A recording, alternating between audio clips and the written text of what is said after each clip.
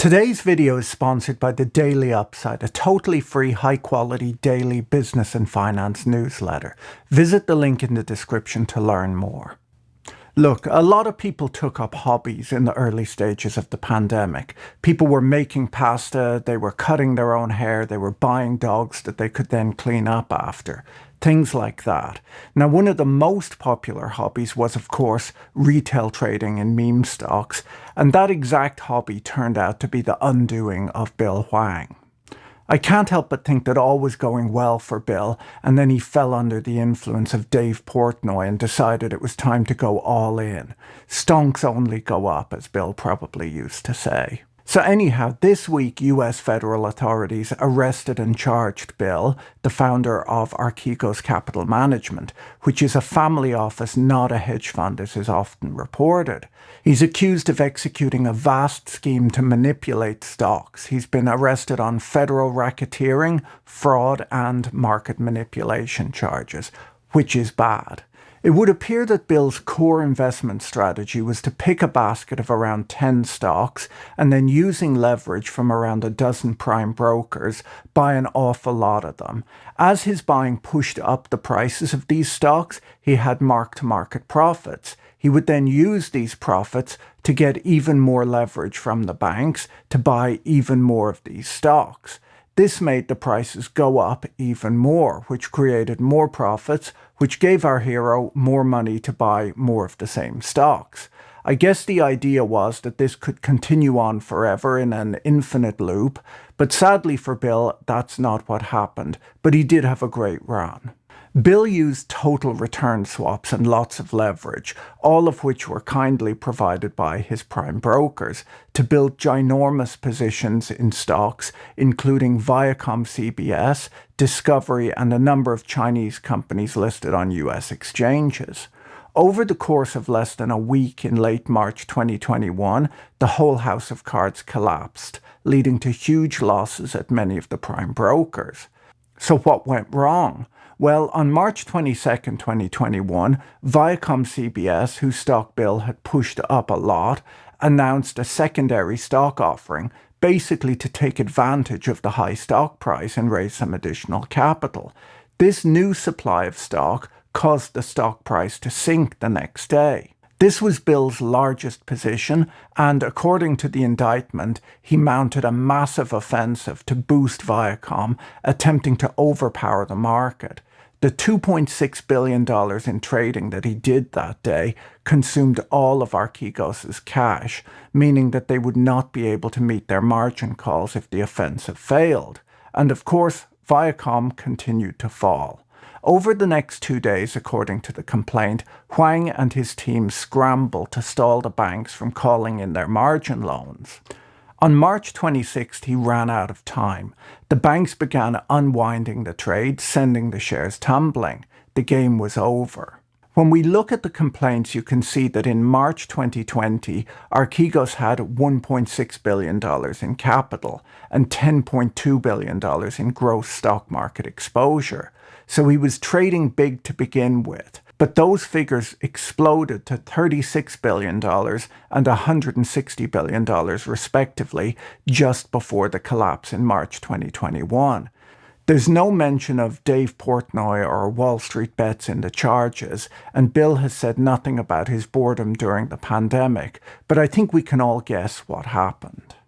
Among the victims, according to the criminal and civil complaints, are the Wall Street banks that Archegos deceived concerning its liquidity and trading positions. Hwang's attorney states that Bill is entirely innocent of any wrongdoing. The biggest loser in this whole debacle was, of course, Credit Suisse, and I'm not sure that it's entirely fair to blame Bill for that. In many ways, it could be argued that being involved in scandals and taking losses in this manner was Credit Suisse's hobby during the pandemic. I've heard that at Credit Suisse they initially wanted to take up making homemade pasta, but there was a shortage of pasta machines early on, and so huge losses it was. In truth, the losses at Credit Suisse can reasonably be blamed on supply chain disruptions as much as anything else. Now, before I go any further, let me quickly tell you about today's video sponsor, The Daily Upside. If you're struggling to find useful and unbiased financial and business news, The Daily Upside might be the solution to your problem. The Daily Upside is a totally free daily email newsletter written by a team of financial professionals with real industry experience. It's become the first thing I read every morning, as it's informative, entertaining, and not dumbed down. They give you the most important news with real analysis. They had a great piece on this very topic yesterday that was helpful in making today's video. Whether you're a financial professional or just looking for a great source of business news, the Daily Upside will help. It's totally free to sign up, and they send you one information-filled email every morning. I can't recommend it enough. Sign up using the link in the description below. The SEC and the CFTC have brought parallel civil cases against Archegos and Hwang. The SEC complaint says that in March 2021, Archegos' derivative and stock positions in Viacom CBS accounted for more than half of the company's freely tradable stock. He owned 70% of the outstanding shares of GSX Tech Edu and 60% of the outstanding shares of Discovery. This is what lockdown boredom did to Bill. Anyhow, when we look at the various accusations, possibly the most significant one is that Bill is accused of deceiving his counterparties to extend leverage well beyond what their risk tolerance would have otherwise permitted had they known the truth. He was allegedly able to get away with this because of his use of derivatives. According to the complaints, Archegos would typically first invest in the common stock of a company it wanted to bet on, and only when their ownership approached 5% of the overall business, a threshold that would trigger regulatory disclosures, they would switch to using total return swaps. With these swaps, Archegos could make or lose money depending on if a stock rose or fell, but the bank they entered the swap agreement with would show as the actual owner of the shares. The bank would have to buy the shares to hedge their exposure to the swap. The bank would own the shares but pass on their return to Archegos. This trading style allowed Archegos to not only hide its ownership, but they also provided leverage. Bill went from assets of $1.6 billion to more than $36 billion in just 12 months. At one point, Archegos owned or had derivative exposure to more than 50% of the outstanding shares in the media company Viacom CBS, now known as Paramount Global. Taking large positions like this in a stock and avoiding the disclosure rules is most likely illegal, whether he used swaps or not. I pointed out in a recent video that Elon Musk broke the law by waiting 10 days longer than is legally permitted to disclose his 5% stake in Twitter, which allowed him to accumulate an additional stake at a cheaper price, saving him and costing shareholders who sold to him $150 million. What Hwang is accused of doing here is significantly worse. I'm not sure, but I don't believe the use of derivatives allows you to avoid disclosure like this. We'll have to see how the court case works out. The SEC complaint points out that from January through March of 2021, Archegos' trading of the equities of and securities-based swaps, referencing its top 10 holdings, frequently exceeded 20%, often reached 30%, and even surpassed 40% of certain issuers' daily trading volume. They go on to say that Hwang knew that trading in large volumes on a given day would create upward pressure on the share prices and would often result in the share price increasing. It's not necessarily obvious, though, that this is actually market manipulation. Anyone who buys a lot of stock will, of course, push up the price, and there's not really any rule that says that your trading has to have no market impact. Additionally, there's no rule as to what percentage of daily volume you're allowed to trade. Most traders typically aim to minimize their market impact simply because it reduces your returns to move a stock much when buying and selling it. Amusingly, when the SEC described the manipulative trading that occurred, They say that he would buy in the pre-market when liquidity was low, in the middle of the day to keep the price up, and at the close to mark the close. When we sum that all up, it essentially tells us that he would just buy all of the time. What are you doing, Bill? I'm buying stonks. The SEC later said that none of this trading was based on a principled view of the true value of a particular issuer and instead was intended to artificially inflate share prices. Once again, I'm not sure that you have to show that you bought a stock based on good and thorough research.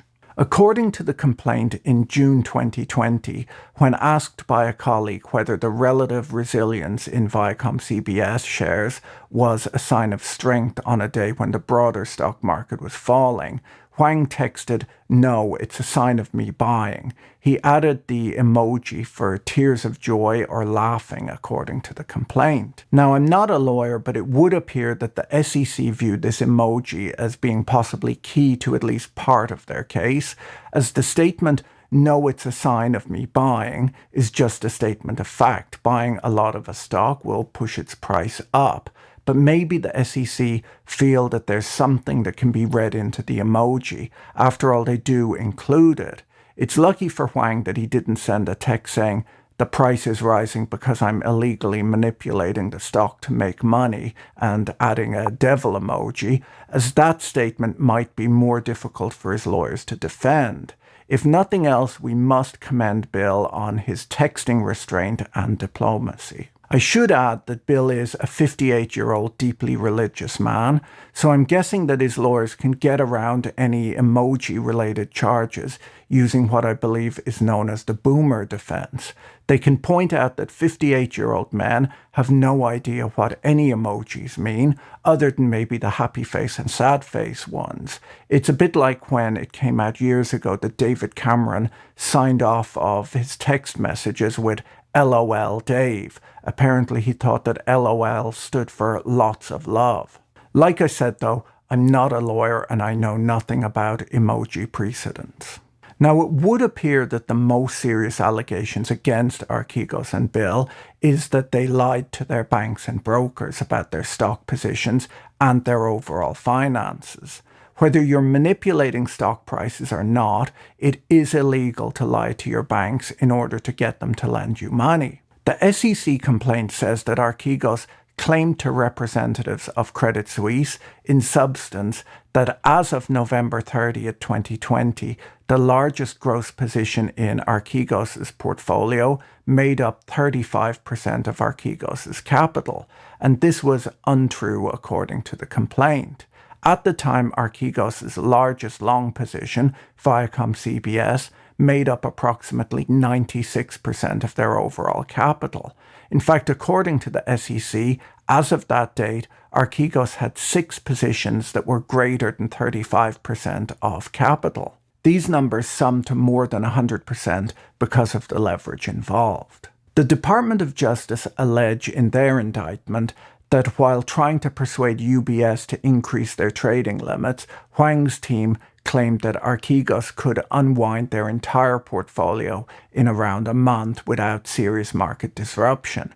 In reality, according to the Department of Justice, Archegos would have needed well over 100 days to do this. Archegos is additionally accused of claiming in substance that the portion of their portfolio held at UBS was not representative of their overall portfolio with other counterparties, and that their largest portfolio positions were large liquid technology stocks like Amazon, Google, Microsoft, and Apple. In truth, according to the complaints, none of these stocks ranked in their top 10 positions. UBS, who lost $861 million from the debacle, ended up raising Archegos' trading limits by around $2 billion, based in part on these misrepresentations, according to the Department of Justice. A central problem here is that each bank only knew about Archegos' positions that were held at that specific bank. For this reason, it might have seemed sensible for Archegos to have a $1 billion position in a single stock, but not if they have an identically large position in that same stock at every other major bank or brokerage. In such a situation, if Archegos defaulted like they eventually did, all of the counterparties would be selling the same stocks all at once and in size, tanking the stocks. Banks were very aware of this risk and asked Archegos about it, and Archegos is accused of lying. Now, we can't ignore the fact that the banks that ended up taking a hit were shot with a weapon that they had provided to Archegos. They created these swaps and provided access to them, knowing that they could be used to conceal outsized positions and provide an insane amount of leverage. The mess that ensued from all of this has led to calls for better disclosure of swap holdings, which currently avoid the tough rules that apply to ordinary shares. At the start of the COVID pandemic, one of the biggest fears of bank and hedge fund executives was that if staff were allowed to work from home, there might be a lot of rogue trader-style losses. The theory was that a lack of effective compliance oversight, combined with cabin fever, could lead to people losing their sense of proportion and taking foolish and inappropriate risks. This is possibly what happened with Hwang. Before the pandemic, he used to hold regular strategy meetings and talk to his analysts, arguing about investment cases and valuations. The complaints state that once he was confined to his home, he began essentially ignoring his analyst recommendations and spent almost all of his workday with the traders. This seems to be when he started believing far too much in his own ability and took on an investment strategy that a moment's reflection would have shown to be insane. It's notable that the other big losers in trading during the pandemic were retail options investors, the other group of people who had nobody advising them and who formed online communities that were informationally airtight against any disagreement. The thing with this whole story is that I still have no idea what Hwang was thinking. He's a bright guy and he must have understood how this would end. The SEC and the Justice Department story is that he bought a lot of stock to make the stock go up, so he'd have paper profits to plow into buying more of the same stock. That's fine, but what then? If he was doing this to manipulate the prices, what was his overall plan? Was there a point where he was supposed to run away with the money, leaving the banks holding the bag? He was doing this with his own money and appears to have lost it all. We have to wonder what the end game was. The strategy is laid out by the SEC and Department of Justice inevitably ends in ruin, and it did. How was he planning to make money? Based on the complaints, Bill Hwang is accused of trying to manipulate these stocks up as high as they could go, essentially to achieve a high score, knowing that shortly thereafter he'd be entirely wiped out and go to prison for fraud. Now, he wouldn't be the first person to do something crazy like this, I guess, but he would be the first to do it in this kind of size. It's a strange idea and it doesn't make an awful lot of sense to me. I don't have a great alternative for you either, though. Maybe he just liked the stock. Anyhow, don't forget to check out our sponsor, The Daily Upside, by clicking on the link in the video description. It's a great newsletter that I can firmly recommend. If you haven't watched it yet, here's a link to my video on the top 10 rogue traders. Hwang didn't make that list as the video predated his losses, but there are a lot of funny stories in there. See you guys later. Bye.